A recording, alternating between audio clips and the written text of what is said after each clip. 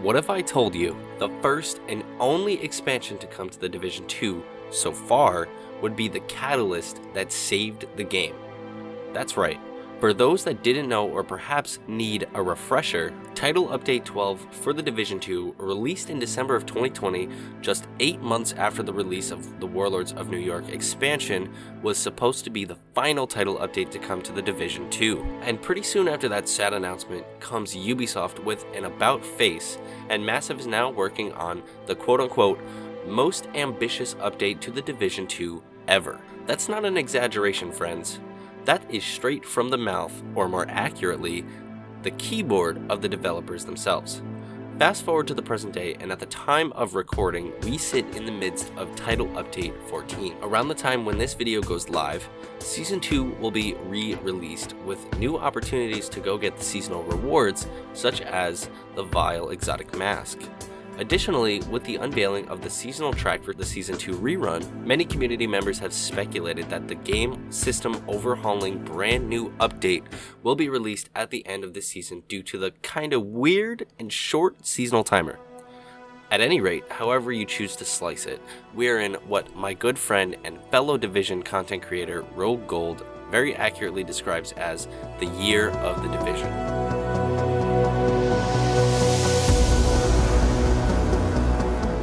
So you may be wondering, who or what can we attribute with the reversal of fortune and greenlighting of the new update to the Division 2? Well, other than Massive and Ubisoft, we can look to nobody other than ourselves, the community. It was our continued support and feedback to the developers that ultimately carried the Division 2 back to the workstations of the developers. According to multiple different sources from Ubisoft and Massive, the Warlords of New York expansion was the most active the game has ever been in the Division 2's history. That even includes launch, which intuitively you would think would have more players since the game just released, making the game more active, and considering that the Division 2 has one of the best launches in recent history, especially considering the spectacular failures of some of the other looter shooter titles released around the same time. Looking at you, Anthem. Let's talk details. The Warlords of New York expansion dropped on March 3rd, 2020 with 5 brand new main story missions, a playable area expansion into Lower Manhattan, and a plethora of new content to chew through. It featured new exotics, a level and gear cap increase, and so much more in terms of content for the player base. One of the big reveals of the Warlords of New York was the activation of the Rogue Network. The Rogue Network is a seasonal loop of manhunt targets that we've been fighting in the seasonal track. These guys weren't just baddies that we had to take down, by the way.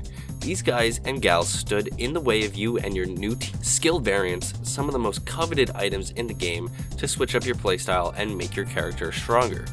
An example of these particular skill variants came in the first season of the update, Shadow Tide. Taking down all of the henchmen rogue agents would locate your prime target, Jupiter, on Roosevelt Island. If you took down Jupiter, you get access to the EMP Sticky Bomb. This EMP Sticky was and still is a player favorite when it comes to taking down agents in Conflict and the Dark Zones because of its staggering qualities. Let's talk story. The Warlords of New York expansion has you flying to New York to investigate the bombing of the City Hall in Lower Manhattan. Aaron Keener, a former First Wave Division agent who went rogue during the collapse of New York, has reappeared after 6 months since he went off the grid.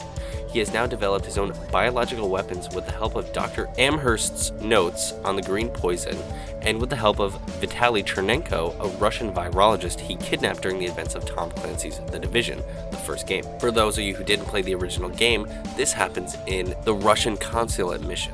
He used these biological weapons to attack the Division base of operations in New York City, killing top Division agents. After that, he took control of Lower Manhattan and was backed by 4 devoted and highly skilled and dangerous First Wave Division agents, Vivian Conley, Javier Kajika, James Dragoff, and Theo Parnell. Division agents such as yourself from Washington, D.C. are called in for backup along with Alani Kelso and must now work with the acting Division Commander Fei Lau and former Division ally Paul Rhodes, as well as Roy Benitez, to regain control of Lower Manhattan. With the background story out of the way, our agent goes on a Destiny 2 Forsaken-style revenge story where we hunt down all of the rogue agents working with the evil Aaron Keener, wading through blood to take down the villain of the franchise once and for all. Seriously, the parallels are kinda uncanny between The Division and Destiny 2. You gotta admit it.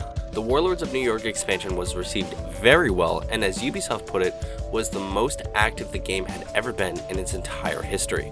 Regardless of how you might look at it, the Warlords story wrapped up many different story points that were left open, while hitting many of the beats that the Division franchise is known for. It reintroduced classic factions such as the Cleaner and the Rikers, with some graphical enhancements and some outfit changes, as well as weapon kit upgrades. Seriously, these guys have wildly different tech than when we last saw them in the Division 1. In addition to hitting many of the familiar beats from the original game, we got, in my opinion, a pretty satisfying ending to the Aaron Keener story arc. I mean, in the sense that we finally got to track down the villain who has eluded us for years in the Division 1, and with the conclusion of his story, we got many different story aspects for Massive to tie up with the new content that should be releasing soon. In addition to the new stuff, Massive took a ton of community feedback and implemented it into the game we see today. The Division 2 is in one of the most diverse gear metas and dynamic game systems we have ever seen from the Division franchise to date. You can use almost any different combination of gear and brand sets to produce a wild build that would strike fear in anyone you face in the Dark Zone or Conflict. Gameplay-wise, almost every boss fight in the Warlords campaign feels different. Take the Theo Parnell mission, for example, or even the Vivian Conley mission. Each one of those missions takes place in unique environments and is aesthetically different in a number of ways. That isn't even mentioning the final mission against Keener on Liberty Island. In addition to the salient gameplay changes, there were significant reforms to the gear system with the release of the brand new Gear 2.0. Gear 2.0 sought to reduce the RNG aspect by fundamentally changing the gear system itself, not by making it more available. Gear became more intuitive since it had fewer talents and attributes, and by removing the attribute system, gear became much easier to understand without much more complexity. So with this in mind, it's pretty crazy the level of complexity and different opportunities for synergies in between pieces you can create in the new sandbox. One thing I will say though is I do miss holstered talents. Rest in peace. In addition to a conclusion for the Keener story and a continuation of the Rogue Manhunts, Warlords of New York also brought with it a brand new raid, Operation Iron Horse. This raid is focused on the True Sons and had another raid exotic locked behind the doors of the United Ironworks Foundry. That's a topic for another video though. So to wrap this all up, the Warlords of New York expansion brought with it a great many things to the game, and fortunately for us, we loved it. Sorry, that's just my own opinion. So naturally, Massive is going to give us more since we liked their last content offering so much. That's obviously a simplification of events, as I'm sure the recent events of the global health crisis have put a slowdown on development, which is why we find ourselves still waiting for more. Hey, Bill. Rough here? Yeah, the pandemic was really hard on my industry. Which is? Nursing home seductions. Oh my God. Well, like I say every heist, that's enough, Bill. Point made. Anyways, I hope you enjoyed this recap of events leading up to our present day and why we can attribute our current situation regarding the new content to the success of the Warlords of New York expansion.